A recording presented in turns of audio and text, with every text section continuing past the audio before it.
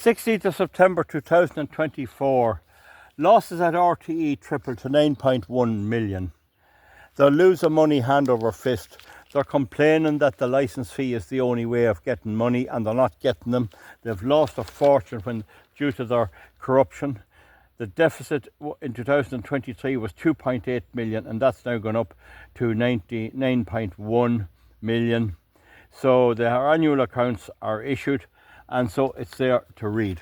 They're bankrupt, and they want the revenue commissioners, that's the people concerned in the gathering of taxation for the running of the country, to bail them out as well, so that the revenue will be able to take cases and put tax defaulters in the same category as people who won't pay for RTE. And they're complaining about, they're very concerned, they say, about all the households who have no television at all. So they want those reined in and forced to pay, even though they have no television at all. So we look at the pay they got in 2023 and 2024. So these are the figures for 23. So in 2022, Joe Duffy had 351,000, and he got the same amount in 2023. Claire Byrne had she had 320,833, and she went down a bit. She only has 280,000. So she dropped about 40,000. Claire Byrne. That's the woke left-wing presenter. Miriam O'Callaghan is on the same income, 263,500. She got the same pay, 263,500 euros. Ray Darcy, 250,000, and he's on the same pay, 250,000. Ryan Tubridy, he in 2022 had 500,000, 515,000, and he dropped to 245,000 in 2023, and he's gone altogether now.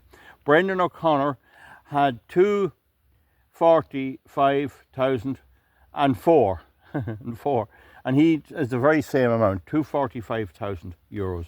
Mary Wilson, she does the drive time on RTE radio, 199, almost 200,000. She's just a little short of 200,000, and that's more or less, it's only 2,000 up from the previous period, 197. So she's roughly on 199,000. I'm sure she'll be on the 200,000 this year. Brian Dobson, 194 was his pay last year, but it was 9,600 the previous year. So he took a drop of around 9 and 7, but then about 16,000. Dara Maloney was on 184.5, and he's on 186.5 now. And George Lee was on 197.8, and he's on 185.6 right now.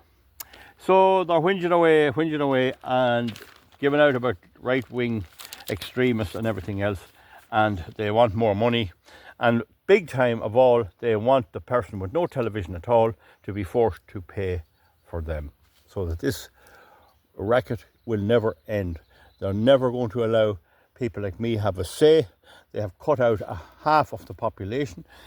Most of the people in the country, except a few very people who are withdrawn from society, know what they're at. They're running a scam artist thing. They have no programs, they have nothing, and they will not tell the truth because there can be no controversy at all.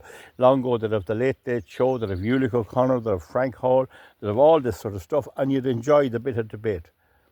Now it's completely gone. It's just ordinary nonsense, old nonsense, and repeating the one old mantra about climate change, renewable energy, the number of houses they power.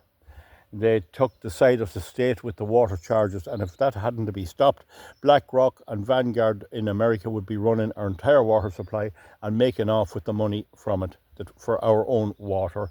They've done the same with our electricity grid, and RTE sanctions every piece of this. They're mad pro-EU, mad World Economic Forum, and yet they want more money. But the people are slowly turning away from them because they have other mediums. And I heard there was a woman on RTE radio. She was a presenter, and the person who heard this can't remember her name, and she was expressing criticism and disbelief and whatever you use, exasperation or whatever you like, that GB News, that was Nigel Farage's channel. It's an independent channel in England. Why it wasn't shut down? And they're worried about grip media.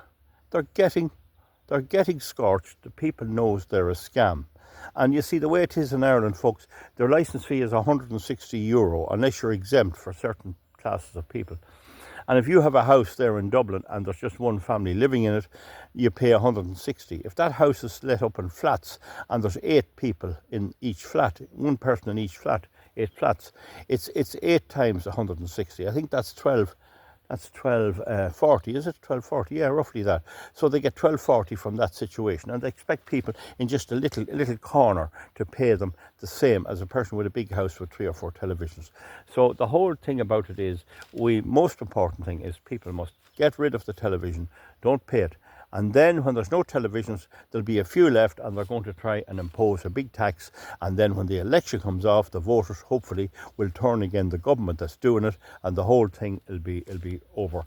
It should be horsed out to Ballycoolan, into a hut out there, but not until we have the migration sorted, because at the moment, if they are put out of Montrose, the migrants will fill Montrose. So people walking around in Africa and Arab countries, Iran, Pakistan today, just going around doing various things, maybe delivering stuff on a bike. They don't know where Ireland is.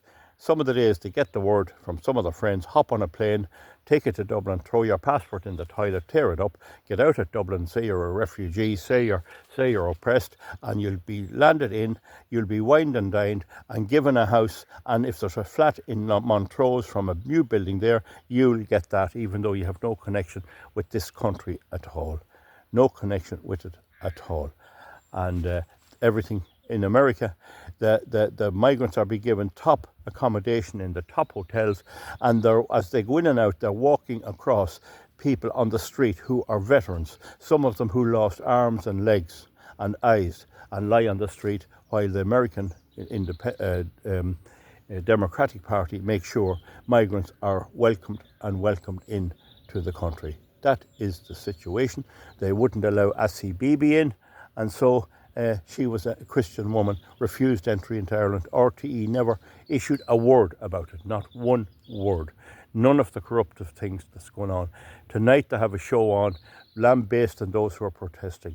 There's a protest in Dublin today, and the best of luck to them. We'll see you back for something else. Good luck.